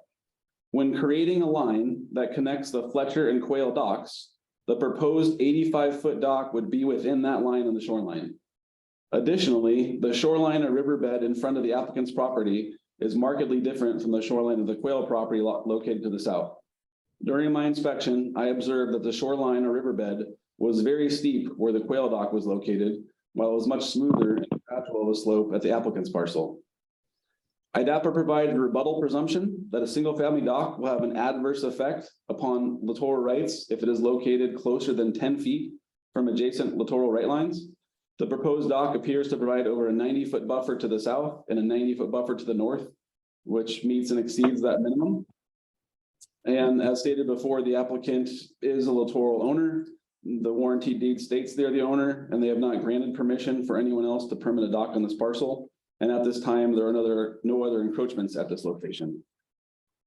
For the conclusion, applicant is applying for both Idaho Code 58-1305, single family dock, and also a 58-1306, which is riprap encroachments. Those two have different processing requirements, different timelines, and different hearing types. IDL processed the application primarily as an Idaho Code 58-1306 application so that local resource agencies and the public could be made aware of the riprap portion of the project. IDL also sent adjacent neighbor notices for both the single family dock and riprap. The comments received from neighbors dealt with both the riprap and dock, and a majority of the concerns seemed to deal with the development of the wetland and if riprap was appropriate. Due to the fact that objections were raised about the riprap, IDL decided to hold this public hearing. I will discuss IDL's conclusion on the proposed single-family dock and riprap project separately. For riprap, applicant's property is along the main channel of the Pondray River. Most properties along the Pondray River have some form of bank stabilization due to the fluctuating water levels and the large waves created by the boating public.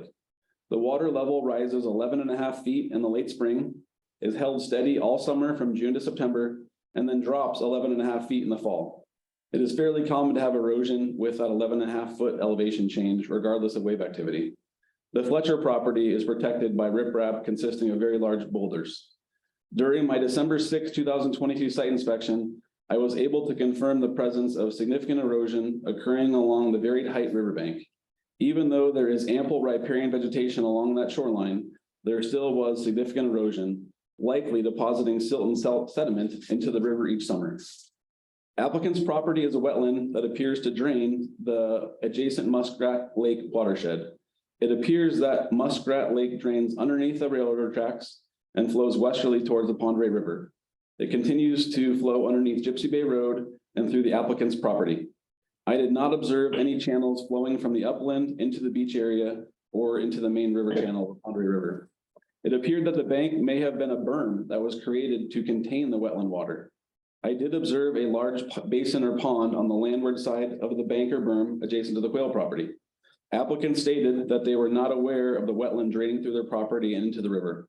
An adjacent neighbor spoke with me following my inspection and stated that the wetland area drains into the main river channel via underground seepage and not directly flowing into the Pondray River channel.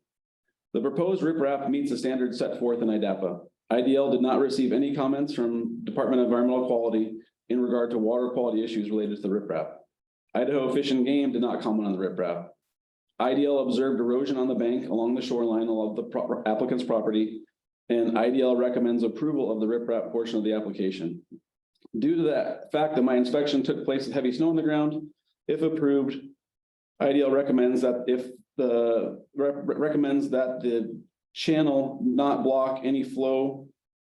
I'm sorry about that. Let me go back here. Due to the fact that my inspection took place with heavy snow on the ground, if approved, IDL recommends that the resulting permit include a term providing that the riprap shall not block any flow or channel from the upland wetland draining into the main river channel.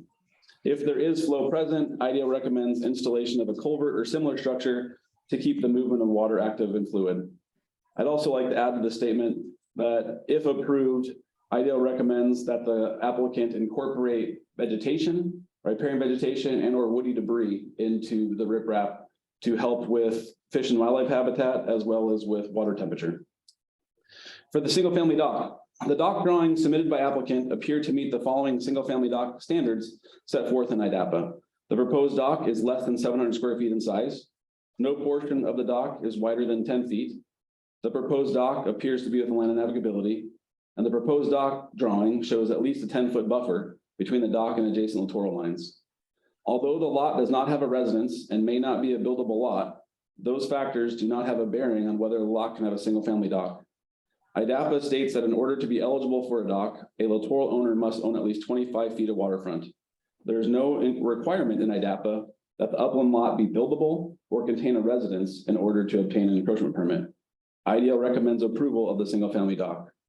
In summary, based on the comments received from adjacent neighbors through emails and phone conversation, the main issue appears to be the potential development of the wetland area they were told would never get developed.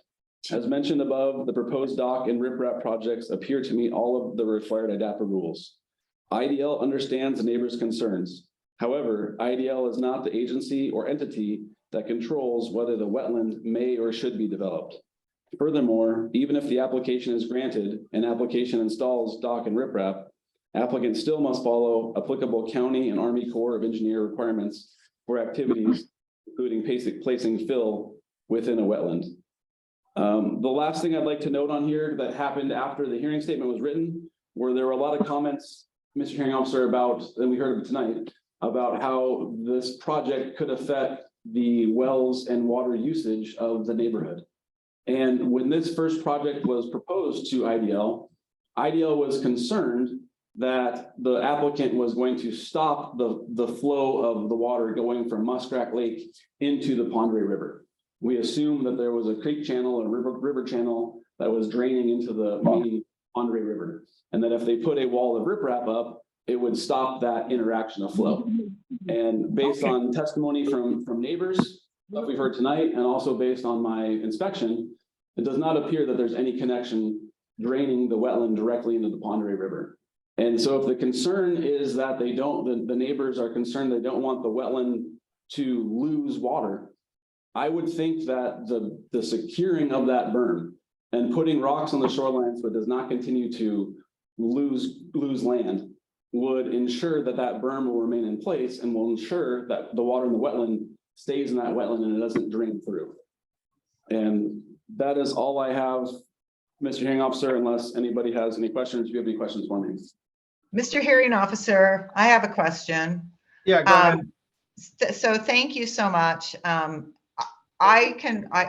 You talked to a neighbor that you referenced that you haven't identified. I heard multiple people on here say that the water does flow, that it is connected. And my husband, Can you say your name, please? My name is Shelby Fletcher. I'm a literal neighbor. And my husband is here stating that maybe you didn't see it on December 6th in the winter, but during the summer, the water flows every day from the wetlands into the river. So, and other people, I heard the Socorros and I heard others also state the same thing. So I understand that you were there in the winter and you spoke to somebody, but other people that have been here for many, many years longer than us, have said otherwise. So that's one thing I wanted to say. Additionally, when you talk about the need for him to be out 85 feet, the neighbors just to the west of the Quails have to get out and walk their boat to their dock because they were not allowed to have such a long dock. They were allowed to have the same length dock as everyone else. So they want to dock their boat, they exit their boat and pull it onto their dock. So the drawings I've seen, his boundaries are off. And 85 feet is going to stick out further. I saw one of the drawings and it is sticking out further than our dock and the Quail dock. So I don't know how you say you have to delineate between the wetlands and the other lands. Like it's all wetlands. Wherever the land touches the water, all of its wetlands. So I don't know how you can put riprap in and not harm the wetlands. I feel it is impossible. And I also want to say, I believe Jennifer made really good points without pointing fingers. A collective, a more collective approach needs to be developed. And you may have sent, or may not have received comments from any of these other agencies, but every agency I called and spoke to said they didn't know about it. And when I spoke to someone at Fish and Game, they called this quality wetlands and they said they had some concerns. And when I spoke to someone at the Army Corps of Engineers, they said they didn't know anything about it. And so it's because everyone's busy and everyone's overstressed, and unless it's on fire, it's not going to get anyone's attention. So I will leave it at that. I would hope at minimum, we will wait until the summer to see, is there actually a flow? Because so many people's water supply depends on this. And if we make, just to hurry up and let the developer get a dock, what's the harm in waiting to make sure and do a few more checks? Because again, you have all these neighborhoods and all these homes who are going to incur horrific financial risk if we have to go find a new water source. So thank you for allowing me to speak again. You're welcome, Ms. Fletcher. Mr. Amer, did you want further commentary in response to that? Mr. Hearing Officer, this is Angela Kaufman, Deputy Attorney General for the Idaho Department of Lands. This is a little bit of a unique hearing because it has elements of a contested case and a public hearing, but it's certainly up to your discretion, but this feels like it's turning into a little bit of questioning of Mr. Amer or asking questions of him, which isn't always allowed in a public hearing. I certainly don't want to encourage you to cut people off, but I just want to make clear that there's procedures in play here. Sure, okay. And yeah, Mr. Amer is not certainly required to address any of these things. I just wanted to give him a chance in case he did. Okay, can you hear me now? This is Tim Roberts. Well, hold on, Mr. Roberts. I will go ahead, Mike. I'll address a couple of things that Mrs. Fletcher had mentioned. Sure. People had testified today about a flow and it being wet. But it wasn't clear to me whether people were clearly indicating that there was a channel that exited the wetland and went into the Pondere River. Mr. Mullen testified that he hasn't seen it. I don't know if the quails can testify where that may come out, or the Fletchers know where it may come out.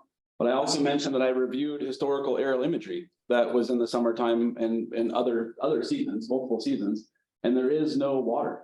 The channel that you could see in the wetland curves to the quail property and it terminates into a basin. And in my site visit, I observed that basin and then I observed the berm behind it. And in my opinion, there would be no way for that basin to drain into the Pondere River unless that berm was removed. Exactly. All right, thank you, Mr. Amer.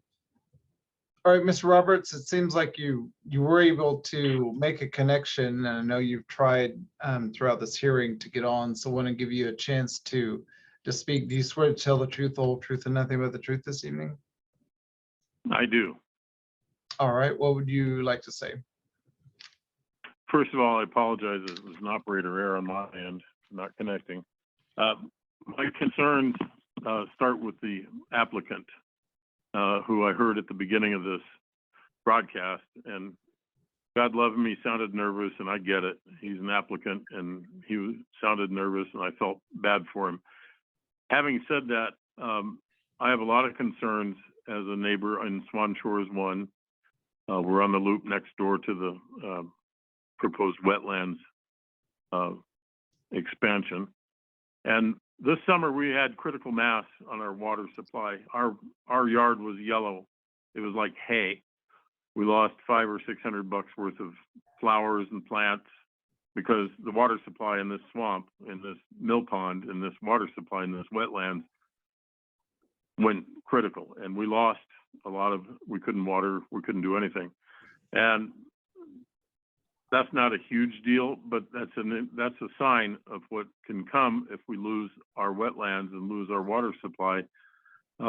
We had to also limit our use of water for the household.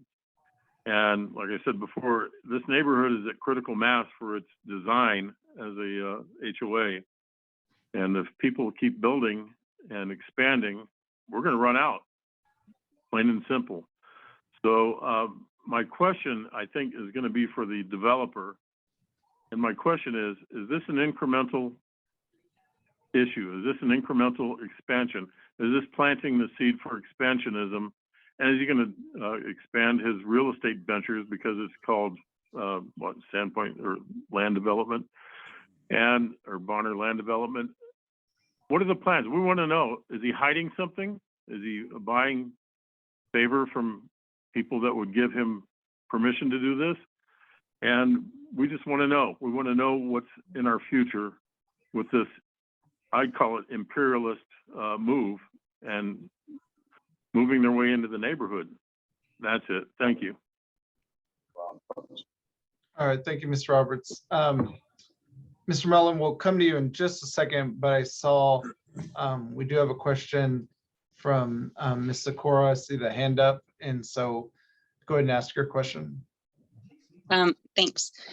Yeah, so back to what Mike was saying about the lowering of the wells. And right now we definitely have an issue with the water level, and it's totally due to use, just because we have so much more usage in the community these days. However, our concern is with where the development is proposed, if we're driving pilings where the dock is, if that could possibly cause some sort of preferential flow path for groundwater to more easily move out into Lake Pend Oreille, therefore draining and dropping the water table even lower out in that area. I think that's the big concern, is that we don't know how the water is moving through that area and how any sort of development will impact that. And it would be irreversible if there was something that caused a preferential flow path, causing the wetland area to lose, or for that water table to lower, therefore causing our wells to be obsolete. But yeah, going back to that conversation, because it's an irreversible piece for the community, and going out there and putting in more wells and trying to scope for that is very expensive. But if there's any sort of hydrological study that can be done to try to figure out how the water is moving through that, and if what below the surface, we just can't see it right now. And that's the biggest concern that we have, is we just don't know what's going to happen if development happens. Thank you. Okay.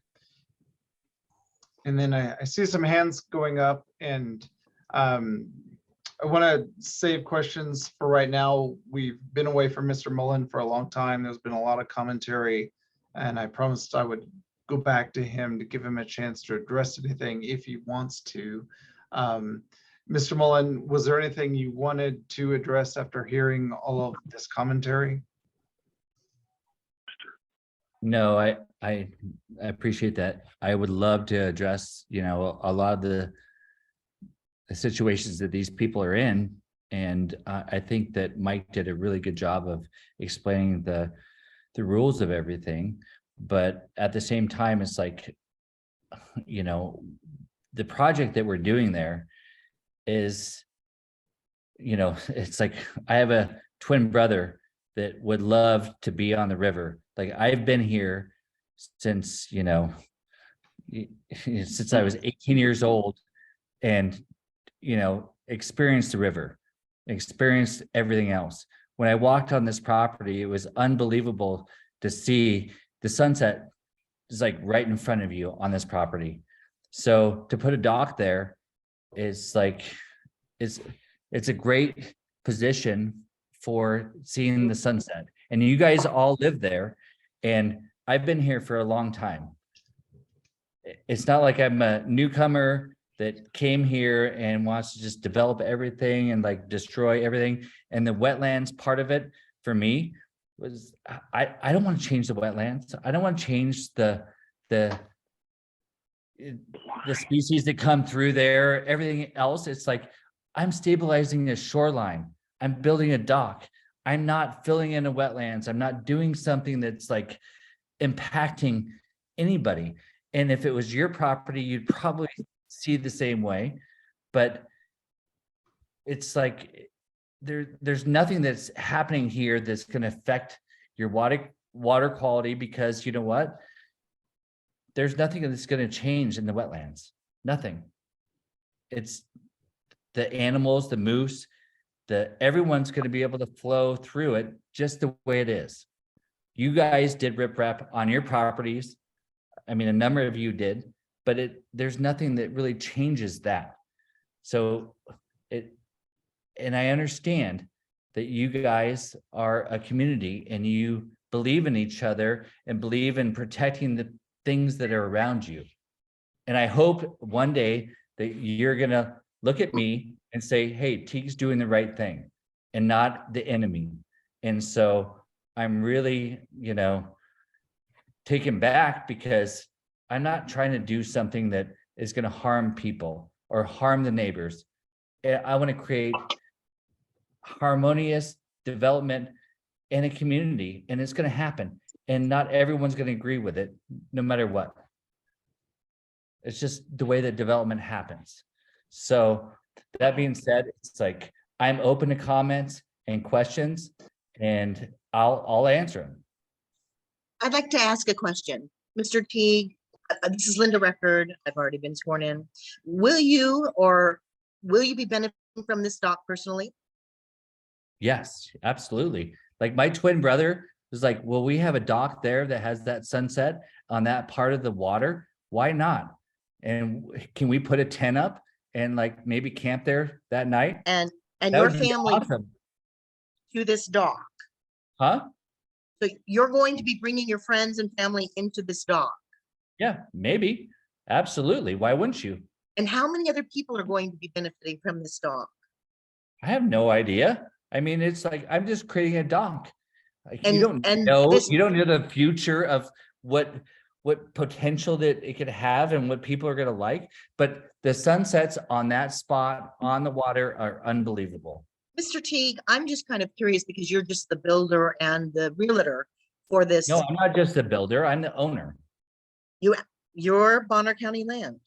Yes, So what is your relation to Tricor? we're partners. Interesting. Didn't know that. Yeah, we're partners. And I've lived here for 26 years. This has been my home. I love this place. Do you think that I want to destroy it? Do you think I want to like change anything that's real on this place? No. Well, it seemed to have happened in Boyer Slough, but How did that happen in Boyer Slough? well, my understanding is that the vegetation was removed and things were happening there. That's another issue. If you want to bring that up, you can call me personally and I'll give you my cell phone number and I'll explain exactly what happened there. But you can't build houses where there's trees. So.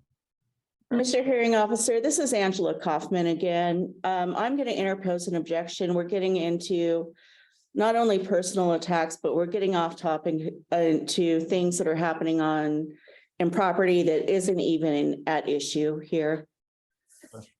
My apologies.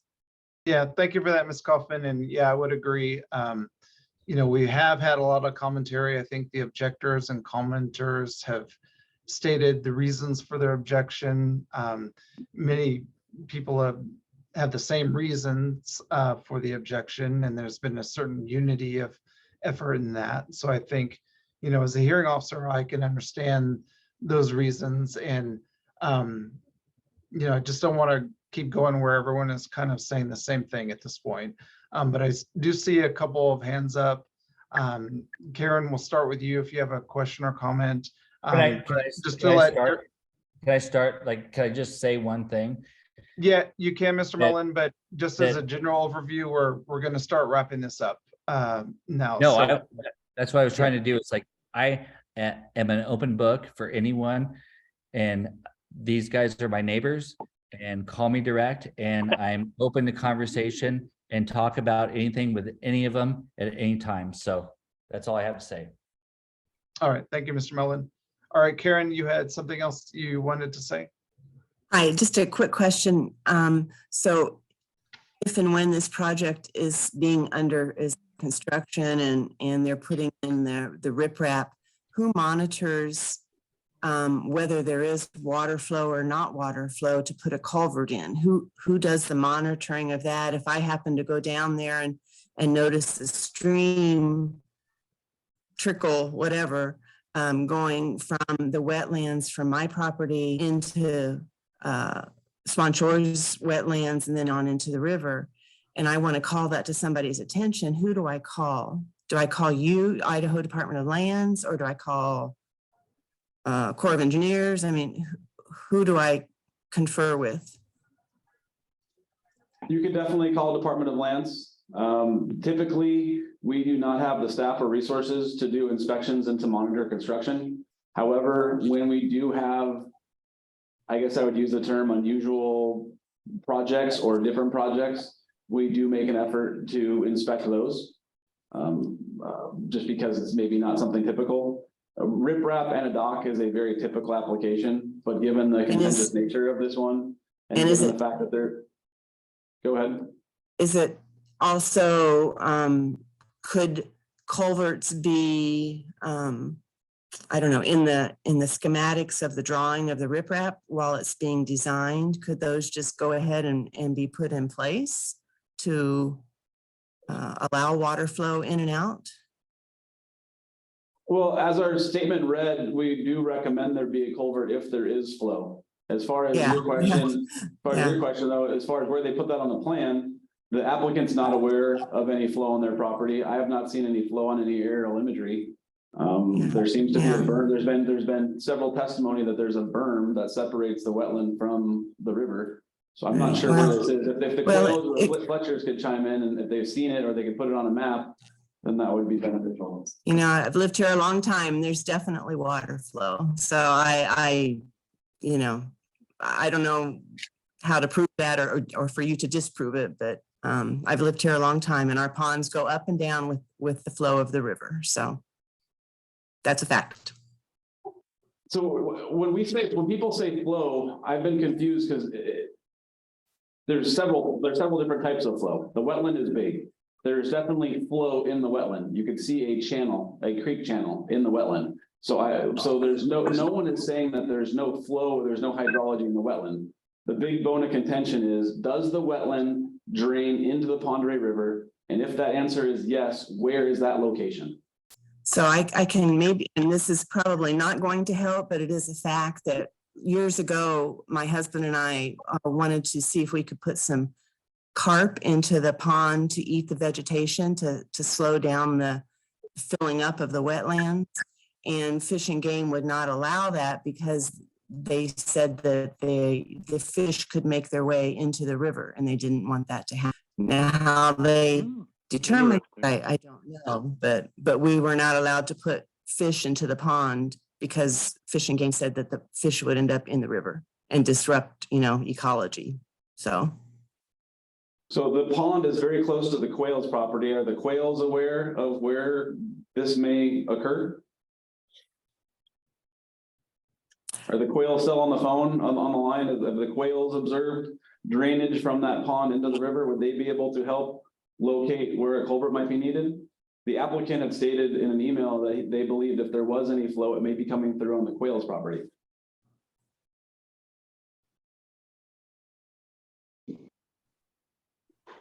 And I don't think the Quayles are still with us. There's a Chris Quayle on the line, but earlier that was not someone that we heard from, but the phone number that we did hear from is no longer on. Could I ask one real quick question? Tim Roberts. First, we'll go to Tina and Ron Sikora. They've been waiting for a little bit. Yes, of course. So Tina and Ron, did you have something further that you wanted to say?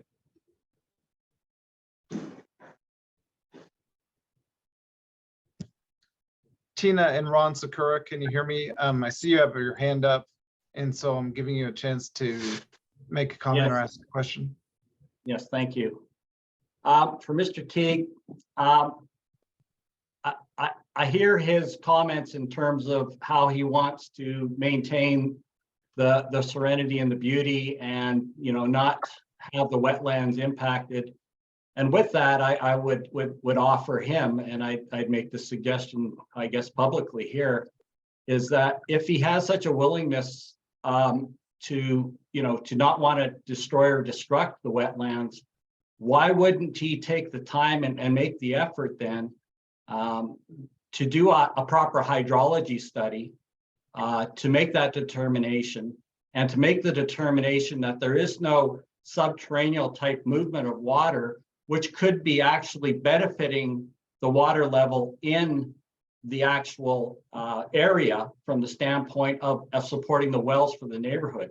So again, I offer it back to you in terms of your goodwill offer to do a proper analysis rather than just to rush into this before you make what could be a very detrimental error, of which if you do go forward, then I have to ask the basic question, like, who is liable for such a change and modification? Given that we have this understanding that there is movement, but nobody really wants to take the time and effort before such a thing is approved to actually establish what's really happening. It's mind-boggling to think that you're prepared to roll the dice this way without proper analysis. No, I appreciate your comment, and I understand what you're saying, but to hire somebody that is speculating on something that doesn't exist is not feasible.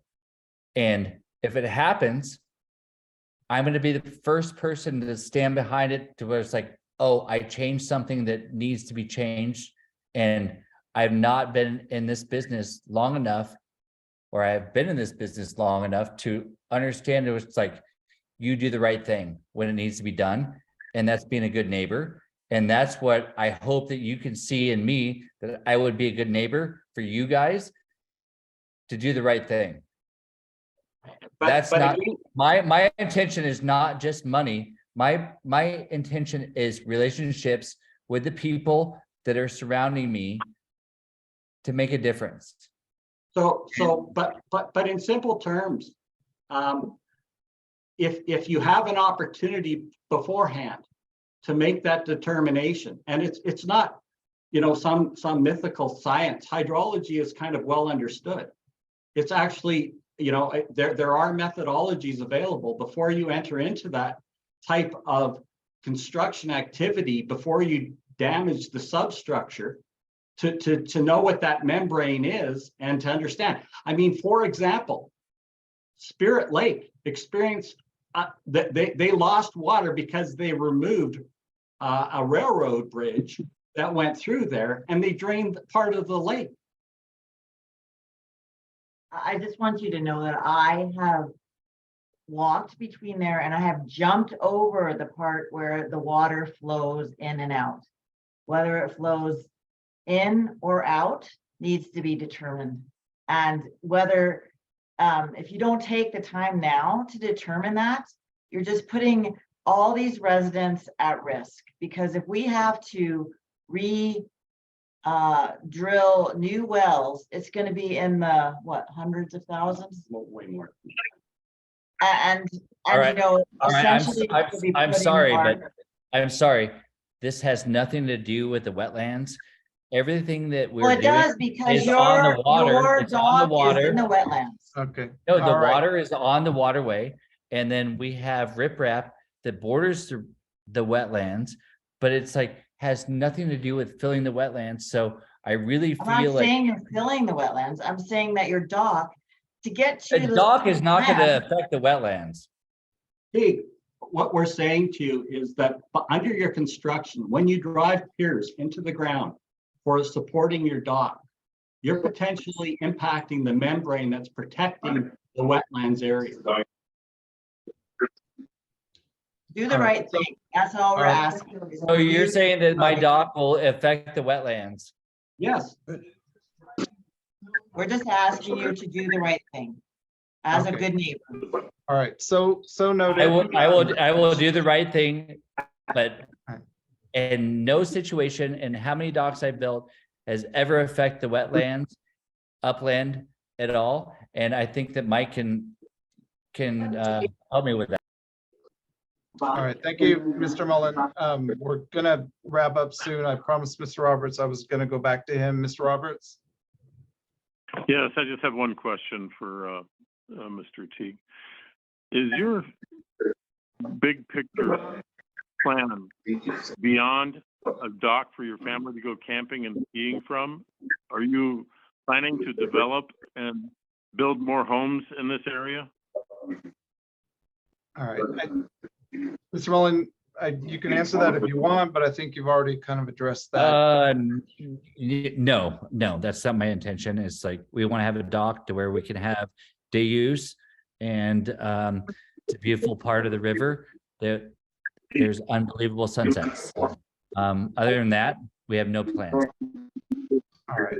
And with that, we're gonna go ahead and wrap up this hearing. I do appreciate everyone's commentary and interest and your participation. So as I noted at the outset, I will issue a written decision on this matter within 30 days. It is a recommended preliminary order. The director will have the final say. So Marty, if we could go ahead and stop the recording on this. Can I for 1 minute? This is Scott Fletcher. I haven't had a chance to chime in. Okay. I sit right next to the Fletcher, wetlands I'm and it drains from the wetlands into the river. All right. I just want to be clear. Under oath, I want to be clear. All right. This It hearing drains is. All right. subterraneously into Thank you, the Mr. river. Fletcher. Thank you. And this hearing is recorded as part of the official record. So anything that was said during the testimony is part of the record. Mr. Amer, you were trying to get in? Yes, I did want to add one more comment that I forgot to do to my testimony. The application for riprap states that when they are going to dig the trench to install the riprap, which is it's actually part of the rules and it's very common. When they dig that trench, they're going to place the dirt material on the upland. Given that the upland in this case is a wetland, I would request that if approved, the dirt from the trench is not placed in the upland, but is hauled off-site, or it's coordinated with the Army Corps of Engineer to make sure that it's not dumped in a wetland. Yep. On a typical riprap project, you could lose that dirt on your backyard because you might have a lot of land and it's not going to cause any problems. But given that the upland in this situation is a wetland, I would request that if it is approved, that they do not place that material in the wetland, but either haul it off-site and or coordinate with the Army Corps of Engineers on the location. Okay, Mike, can I add one thing? So we will have the wetlands delineated. And then if we can move that dirt to uplands that are not wetlands, would that be suffice for you? Because, it has not been delineated. I would just ask you to confer with Army Corps of Engineers on the location. Okay. All right. Well, thank you all again. Marty, please stop the recording if you have not already.